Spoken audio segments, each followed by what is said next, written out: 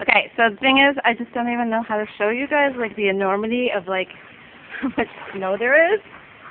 There is this wall where the garage door kept it out. And then there's the snowdrift. That is blocking my sister's car.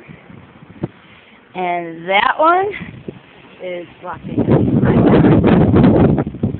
And this is really, that is, over in that area is where the yardstick was. As you can see, it's completely gone. That's our front stoop. Can't see it. So I'm going to back up a little bit so that you can see just like what we're dealing with here. It's just insane. Right here and right here are the backs of my parents' cars. And it's just ginormous, that snowdrift. Or drift. And there is the wall of snow. Wow.